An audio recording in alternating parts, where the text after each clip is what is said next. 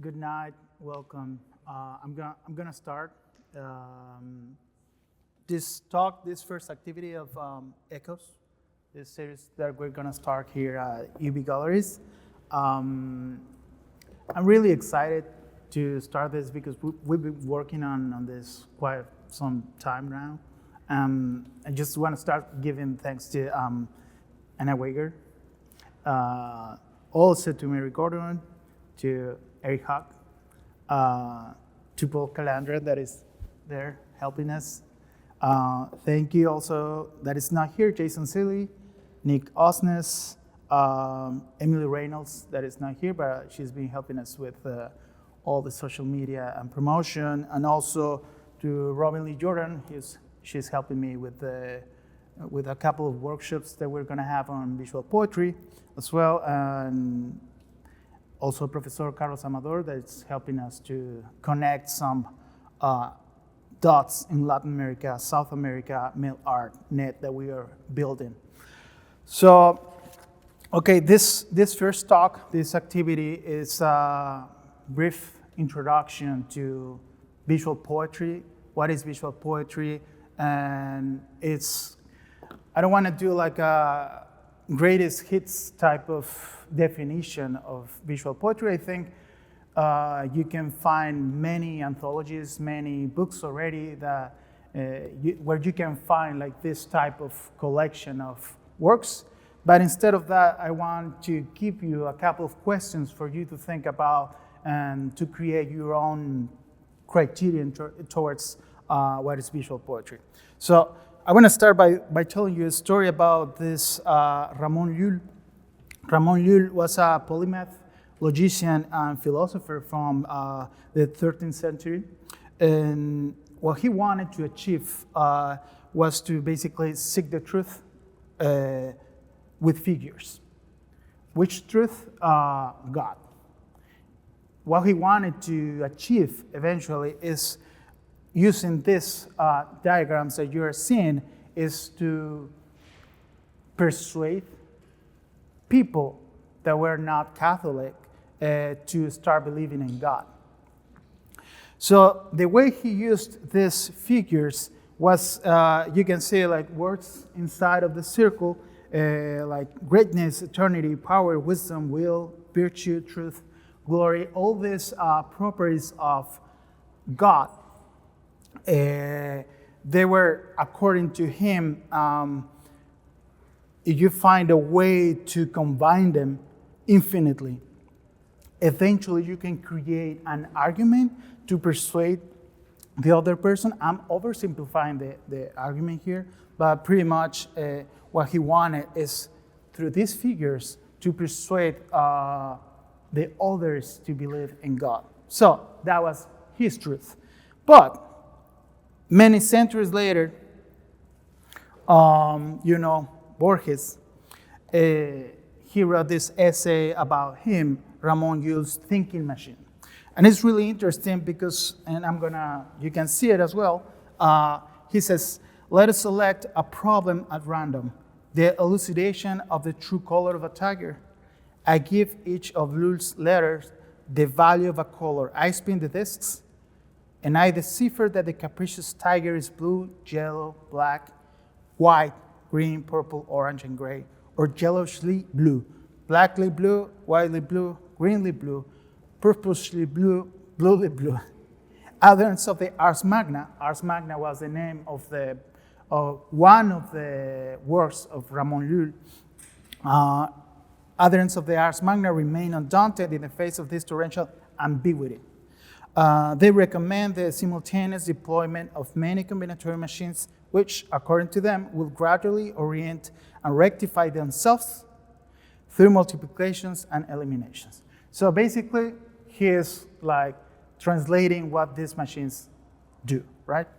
But later on in the same essay, he says, as an instrument of philosophical investigation, the thinking machine is absurd. It would not be absurd, however, as a literary and poetic device. I repeat, as an instrument of philosophical investigation, the thinking machine is absurd. It would not be absurd, however, as a literary and poetic device. The poet who requires an adjective to modify tiger proceeds in a manner identical to the machine. He tries them out until he finds one that is sufficiently startling. Black tiger could be a tiger in the night, red tiger, all tigers, for its connotation of blood. So this, let us call it failure of the machines. This ambiguity, for me, is the strength not only of these machines as poetic devices, but of all visual poetry. So this is like the first stone of the definition that we're going to build tonight.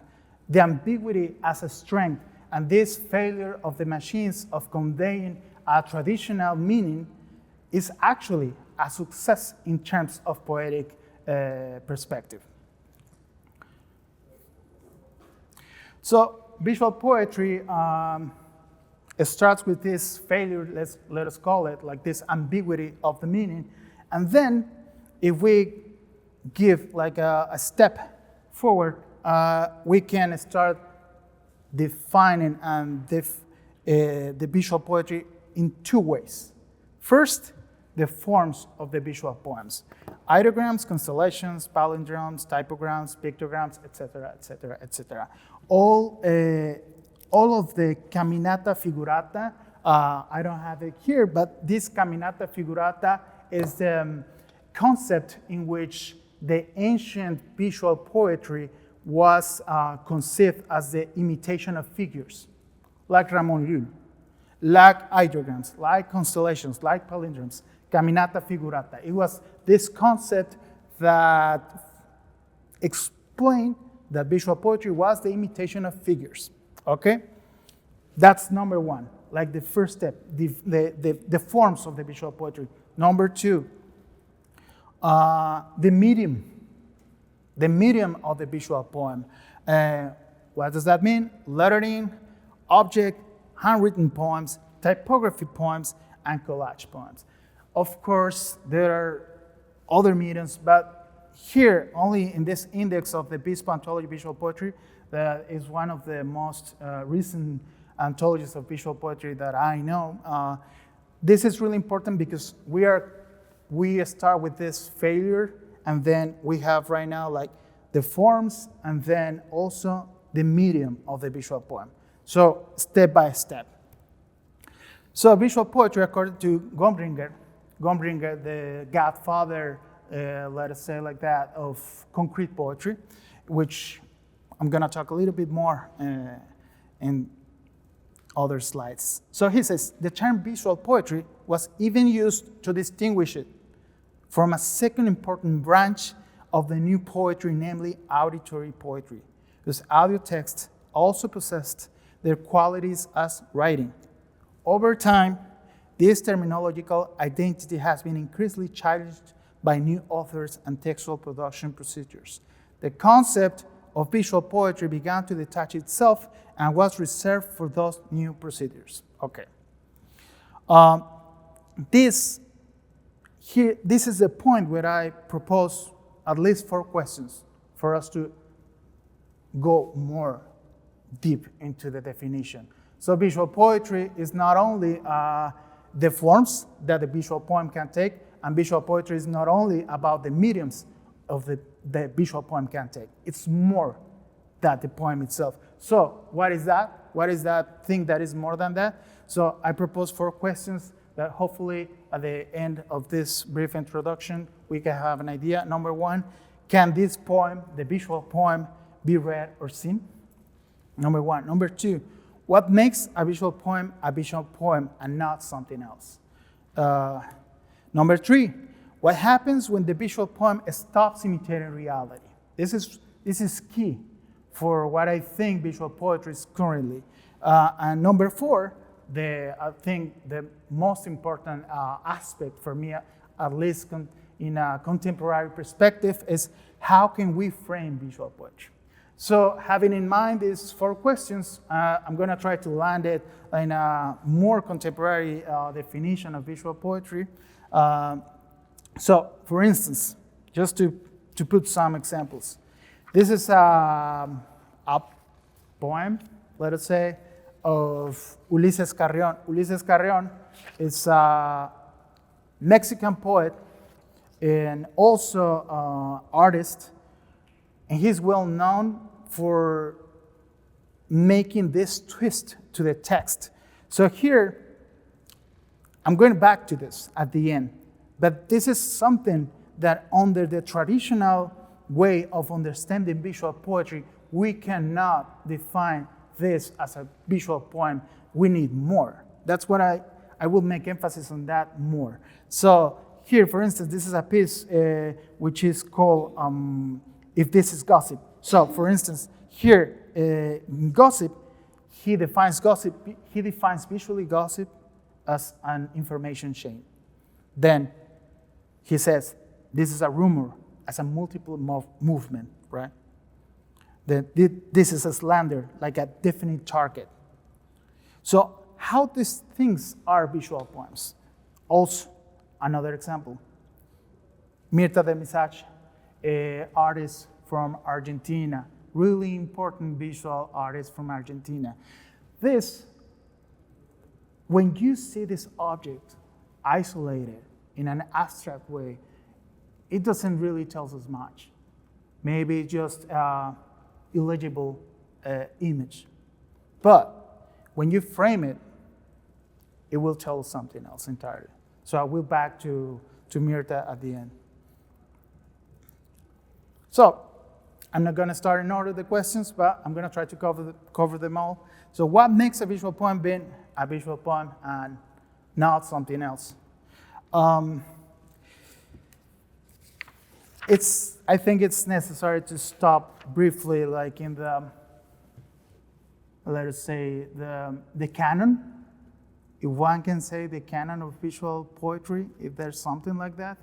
So one of the things that is really important to understand, just like traditional literature, visual poetry has also a tradition. So some people could say, oh, this is not something I can understand. This is not something I can read.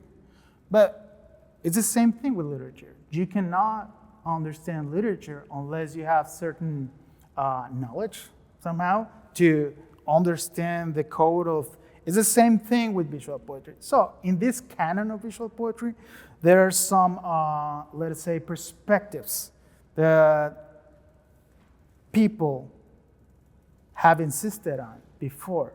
For instance, here in the conference, Visual Poetry, from Visual Poetry to Typographic Design from Fernando Rodriguez, he made this interesting, genealogy of what is visual poetry from the beginning to contemporary days in Mexico City, right? Well, Mexico and some parts of Latin America. What is important about what Fernando Rodriguez says is that even though he's talking about Mallarmé, Apollinaire, Marinetti, all these classics poets from the canon, because it's the canon of visual poetry, he insists a lot, and then again, I'm oversimplifying the argument of Fernando Rodriguez, but he states that for understanding that visual poetry, the classic visual poets, you can still read the poem. This is key. So the canon of visual poetry is a canon in the way that you can still read the poem. So every time Fernando Rodriguez you can take a look to the conference on YouTube. Every time he gives an example, it's really enlightening. But he reads the poem. The poem is being read. So this is really important. So second stone of our definition of visual poetry, a visual poem is a visual poem because it can be read. It is something that can be read. So at the beginning we had this ambiguity and this failure, or this ambiguity because of this failure. And then we have like the forms of the visual poem, and then we have the mediums of the visual poem. But now we have, let us call semantic approach to it. A visual poem is a visual poem because we can read the poem. So all the canon, Apollinaire, Mallarmé, Huidobro, etc., etc. All those poems, you can still read those poems. For instance, then again with the tradition of the visual poetry, Simmias de Rodas, Simmias of Rhodes, 300 before Christ. I hope I said that right. He made this poem, which in ancient Greek, it's called Technopagenia, which is translated more or less as art play or game of craft. So, this art play or game of craft was eventually understood as Carmina figurata, the thing that I told you, which is other way of saying poems that are figures. All this to say that if this existed back then, all the things that we know now, even starting from Mallarmé, Apollinaire, Huidobro, and then concrete poets, this was already starting way before, okay? So the way you read this poem was starting from the first verse and then going to the last and the second and then the other verse until you reach the core of the egg. This is called O-O-N, like it's translated as an egg. Many centuries after Apollinaire, right?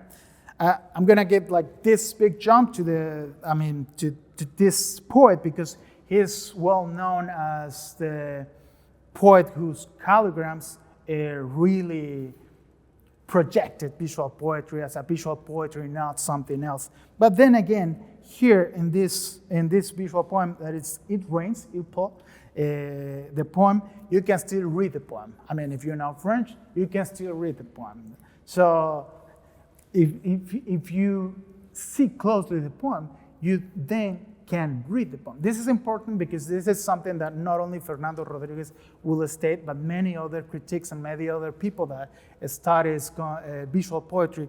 Visual poetry and visual poems are visual poems because they can be still read. Then one really important author for me and for visual poetry and literature in general terms is Vicente Huidobro from Chile. Contemporaries somehow with Apollinaire.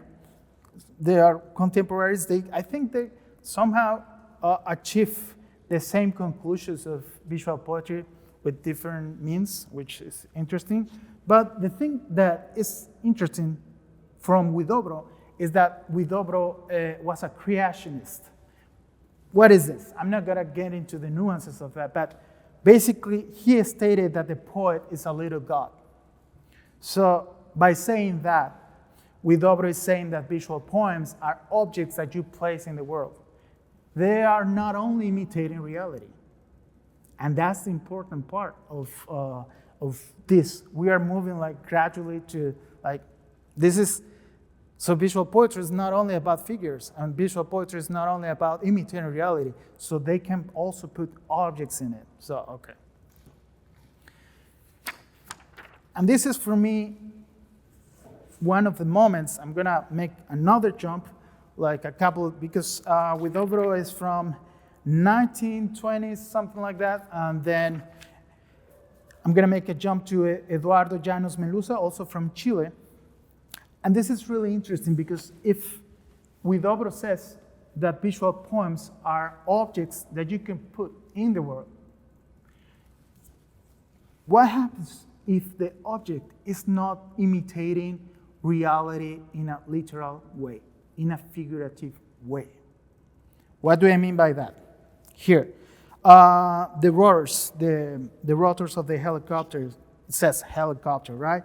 And then if you go down, it says of death, bosses and bosses, liver or skulls and skeletons trembling.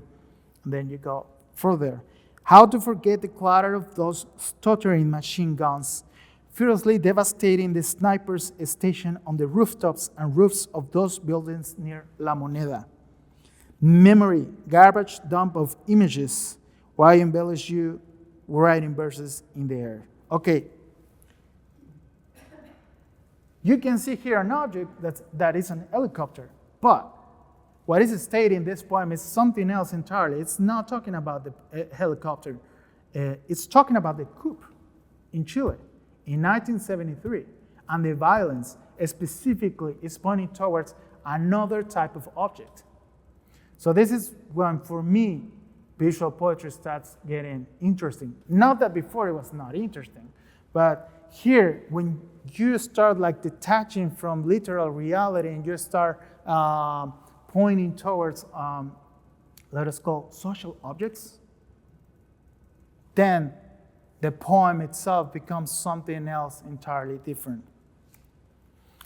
So I'm gonna make a brief digression into some poets that I think challenge this perspective of the visual poetry canon.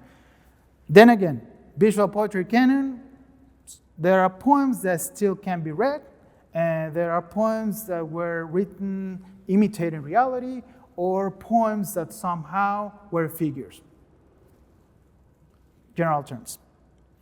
And then you find poets like Huidobro that is not only about imitating reality, but creating different objects. So in this, let us call parenthesis, we have really interesting poets.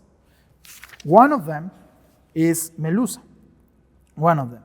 Other one, really, really interesting, is Clemente Padín.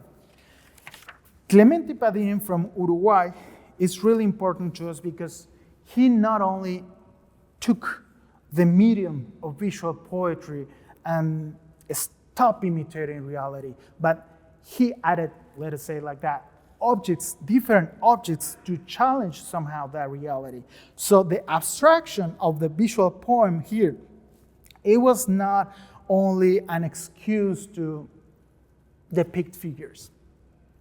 It was a necessity, it was a contextual necessity to not be persecuted by the government. This is really important. So the dimension of the visual object here is completely different in Padín. Here, I think it's pretty self-explanatory the way Padín is using these mail stamps. Champion of liberty, army, be all you can be, a murderer ready to kill. This series of mail stamps were called Axis of Evil. And also, Dolor in English is pain, so also another poem that is pretty much self-explanatory.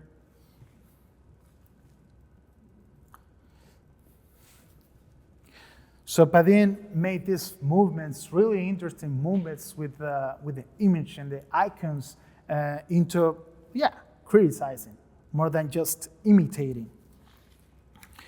Another one that is really, really interesting for the way she used the objects, the visual objects and the language of visual poetry was Cecilia Vicuña, also from Chile, exiled after the coup.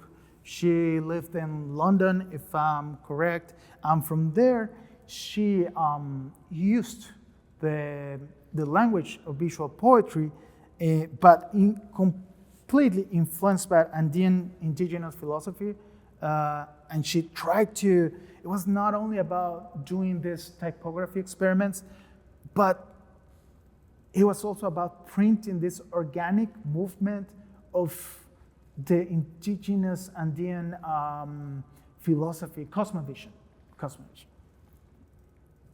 So, how Vicuña, how Padín, how Melusa, how did they achieve this? Okay, this is a parenthesis. So I'm going back to the timeline and the questions. So what makes a visual poem being a visual poem and not something else? So going further and deeper in the definition, Fernando Rodriguez, among many other critics, a visual poem can still be read, okay? But going further and taking, like with Huidobro, for instance, a poet that is putting objects in the world. So a visual poem is not only the things already said, but also is space, erasure, and repetition.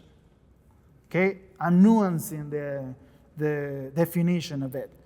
What is this? Space, erasure, and repetition. Let us say like this is the grammar, the visual grammar of the visual poems, okay? I'm gonna explain it with examples. So, when you combine this and when you modify these three elements, space, erasure, repetition, you get things completely detached from reality. You stop imitating figures, you stop creating figures, you stop imitating reality, and you start doing something else entirely. And this is the moment when concrete poetry appears.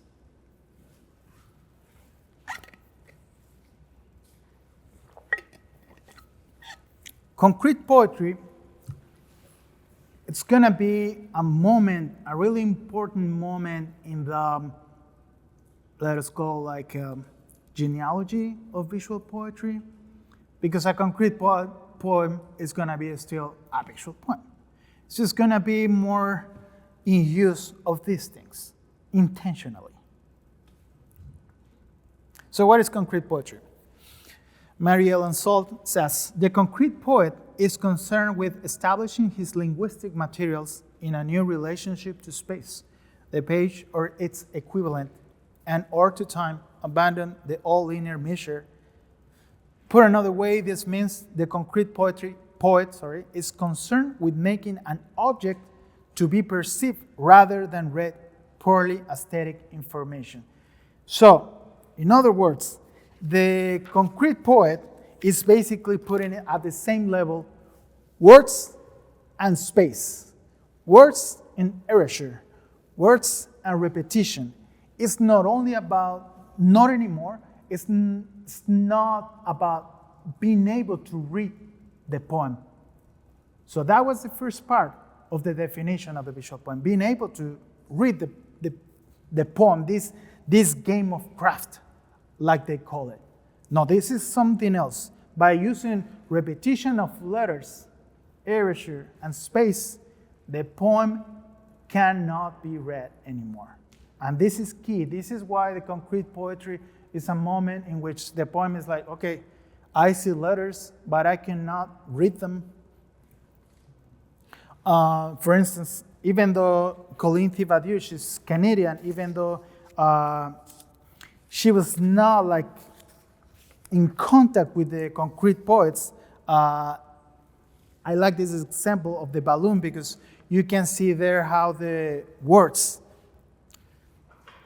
they are starting to dematerialize themselves like into letters. It's not only anymore about words. She's from Canada. We have like a really interesting tradition of visual and concrete poetry in Canada, which I'm not gonna get into right now, but I like this because this balloon, you can see how there's an echo of the calligrams of Apollinaire and those forms, but something else is happening here, but like really, really subtle. Then, if you go to the brothers de Campos, the concrete poets, like the rock stars of the concrete poetry movement were the Augusto de Campos, Haroldo de Campos, and Décio Pignatari. We have more. We have like the grandfather of concrete poets, Gomringer, who was born in Bolivia, and then he was nationalized Swiss, I think. But they were called the Noigandres group, okay? And you can see here how a process of, how can we say it, dematerialization, like they are not using words, not like before the concrete poets. They are using more like letters, space, repetition, erasure, and then they're doing like a different thing. They're not worrying about imitating reality. They are not even making figures. This is abstraction. This is the radicalization of form, okay? And when I say radicalization of form. I'm not saying radicalization in a political way. It's just radicalization in a way of putting emphasis on the form. This is like the big step that the concrete poets do. They're gonna focus mostly on the form. But even though, if you are focused on the form, you cannot escape context. And this is a key. This is key also for understanding the contemporary expressions of visual poetry and many other visual art. Here, you can see how this project of the concrete poets, they were somehow consciously imitating or reflecting the urbanization project that Brasilia and Brazil had in the 50s. So before, maybe it was not that clear that the context in the visual objects of the canon of visual poetry, maybe it was not that clear that the context was there, but it was. It was. It's always there. Context is always there.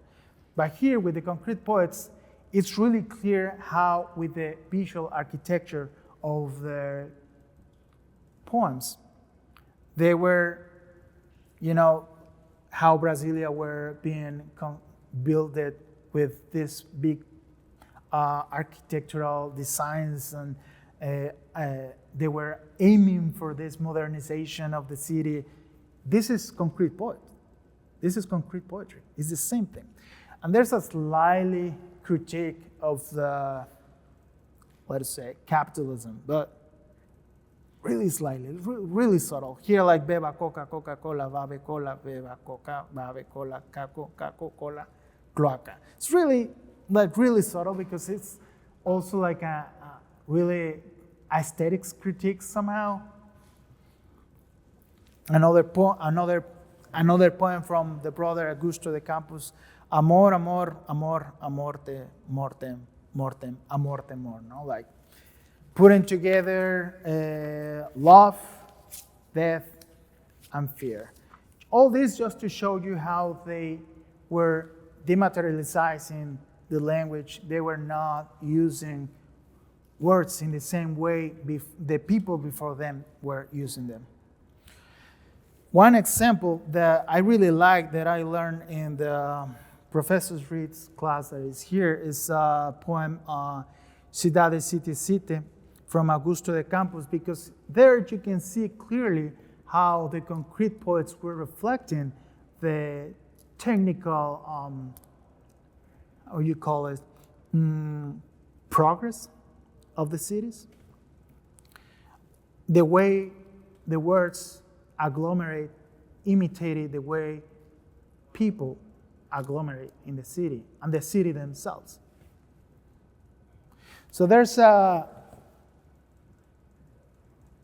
moment here in concrete poetry in which reality can no longer be hidden, let us say it like that, behind the form. The abstractions and the visual objects always point towards a specific reality and context. Also, younger, but part of the Noigandres group, Ronaldo Aceredo, with this poem that starts with this, how do you call it, like sort of staccato. Velocidade, velocidade, velocidade. Same principle, like trying to emulate the way the city was being built back then. So, what happens when the visual poem stops imitating reality? Concrete poetry is not longer imitating reality like the poems in Apollinaire, like the poems with Mallarmé, like even poems with Dobro. This is something different. This is the dematerialization of language. They are using only letters, they are using space, they are using repetition, they are using erasure, the elements that I told you. So this radicalization of the form, this emphasis on the form, put visual poetry in other place completely different. So, this is a moment interesting for the history of visual poetry. So, how can we frame them visual poetry? If these poems cannot be read, how can we understand it, right? So this is the question. How can we frame visual poetry, this visual poetry? Really famous poem from Gomringer, the godfather of the concrete poets. Silencio, silencio, silencio, void, silencio, silencio, silencio.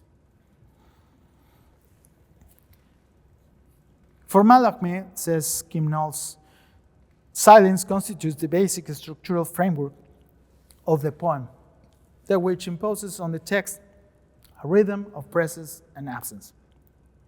Similarly, in the work of the American poet E.E. Cummings, another really important poet in the visual poetry canon, silence is evoked both literally in the repeated use of the word and conceptually through the irregular use of spaces in the visual layout.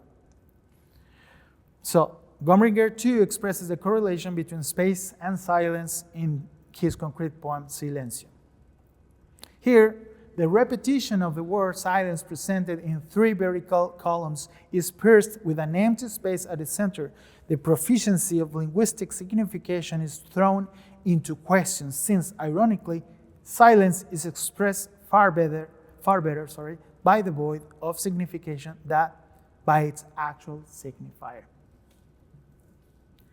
This is really interesting, merely even as a formal analysis of it, right? It's interesting. But what if we change the perspective of the poem?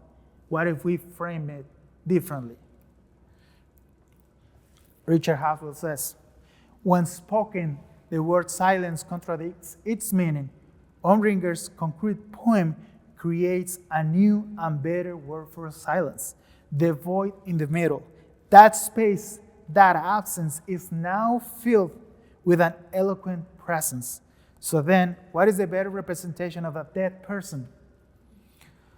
A photograph display or no photograph available? This is the interesting point, I think. When you put this object, because we were talking about poems being already new objects, right? When you place this object in a different frame, in a different context, then interesting things start happening. Silence is no longer a void, not only a void. Seen from the perspective of absence, silence can also be dead. Silence is a void, and void can be dead. 1979, going back to Chile, the Colectivo Acciones de Arte, CADA, in Chile, they took the rhetoric of visual poetry and they did something entirely different. This is way past all the poets we were talking about. But somehow it relates formally. But it's depicting something entirely different. No más what? No more what? Violence. No more death. CADA, this group was an interdisciplinary Chilean art collective founded in 1979 during the military dictatorship of Augusto Pinochet. The group included artists such as Lori Rosenfeld, Juan Castillo, sociologist Fernando Balcells, writers Amelia Eltit, and Raúl Zurita. The use of this rhetoric, and now we can start seeing how we are doing this movement of zoom in, zoom out, like stepping back and looking like in the detail. If you look closely at this without context, without all these things that we've been talking about, this is only like maybe an ad, no más, that's it. But now, it looks different. It's not only about a poem. It's not only 2 letters signed there with a collage that is really naive. No. This in Chile was heavy. This is something you can be persecuted for.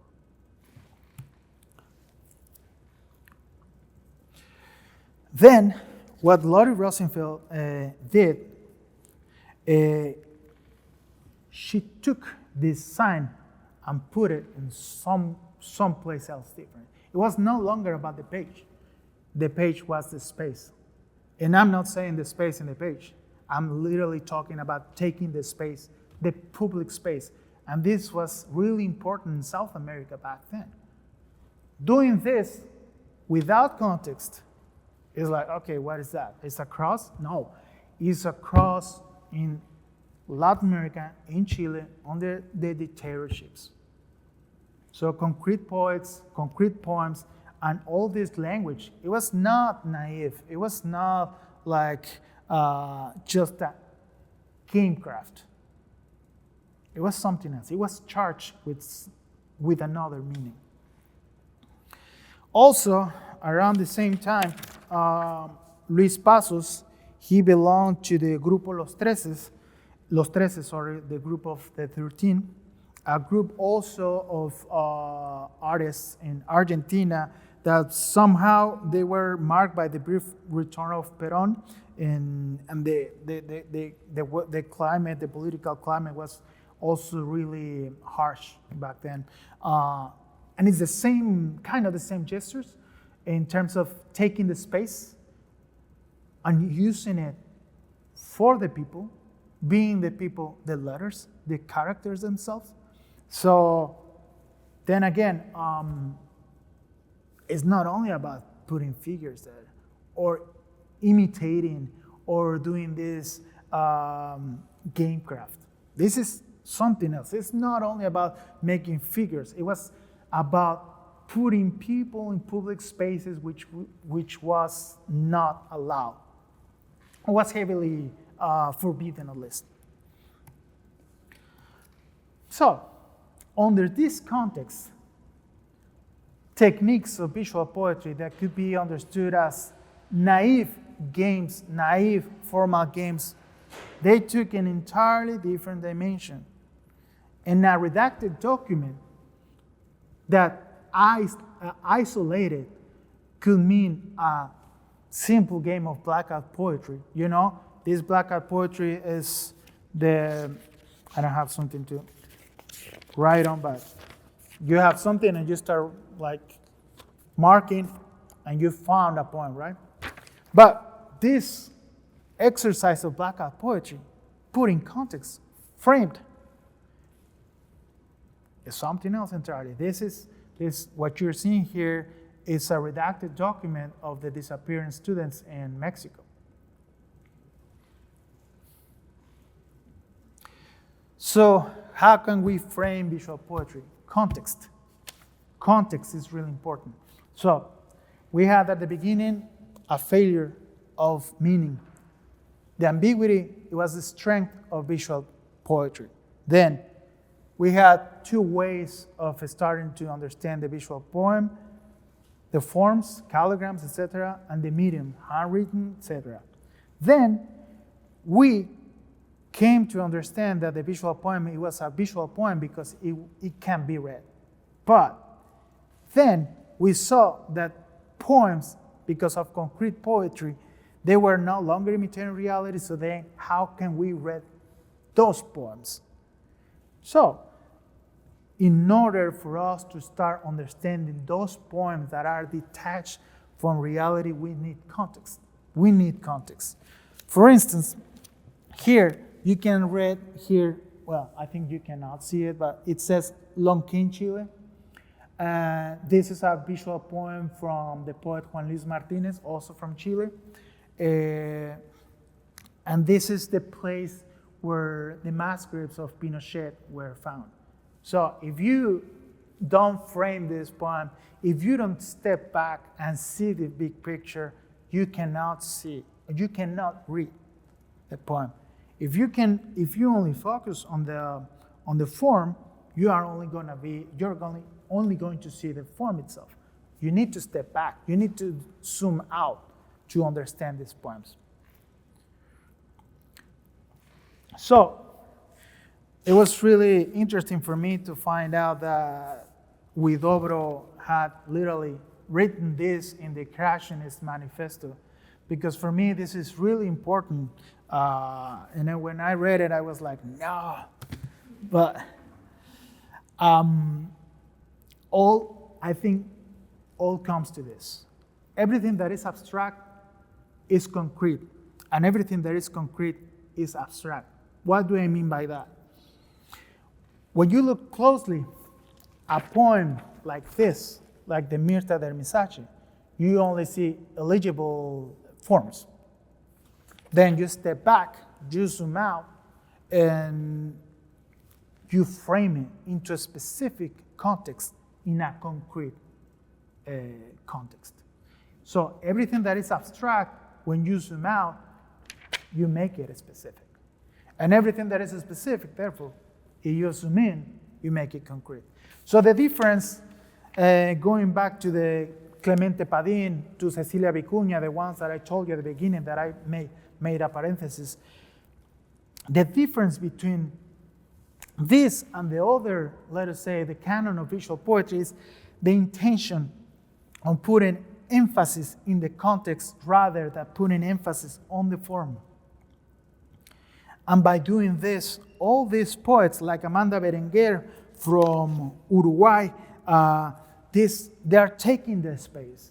They are taking the space not just in a typographic type of way, which is important. You cannot have these poems, these interventions of space without the language, the grammar, okay?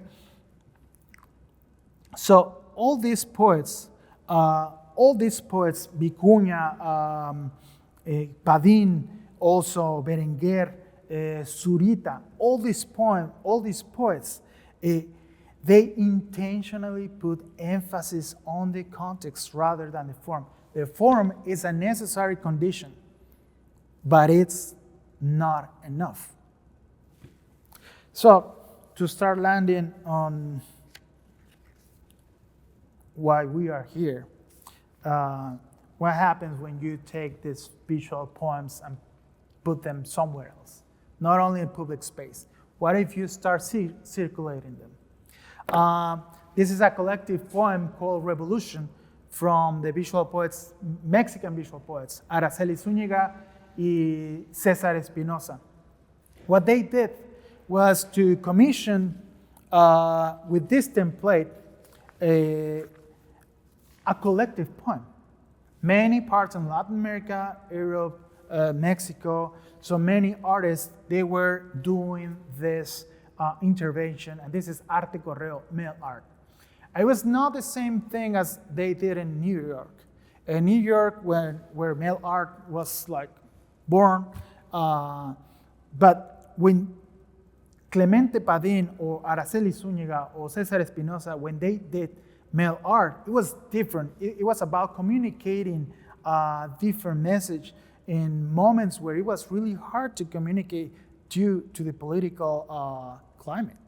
So mail art, it was not about only experimenting with the form, with the medium, it was something else entirely. So mail art and the way they used the space and the poem, it was intentionally putting an emphasis on the context. This is why we cannot only read contemporary visual poems just like that. We need context, we need frame, we need zoom out and zooming in. This is like the prompt they had to do this. This is a space for your work. Please send it here. They presented this exposition in 1983 in Mexico City. So, finally, our question number one, can this poem, visual poems, can this poem be read or seen? They can be read and seen, but not in the same way. We need to zoom in, we need to zoom out, we need to frame them, we need to put them in context. So, all these poems, they mean something entirely different when you put them in context. This is not only an illegible form. This is something that were praised by Roland Barthes. He said about this piece of Mirtha Dermisache, that this was the essence of writing somehow. But for me, more than that, this is actually the way you can use this rhetoric to depict another reality, another context that is in tension, and you cannot escape complexity. You shouldn't escape complexity. So, thank you.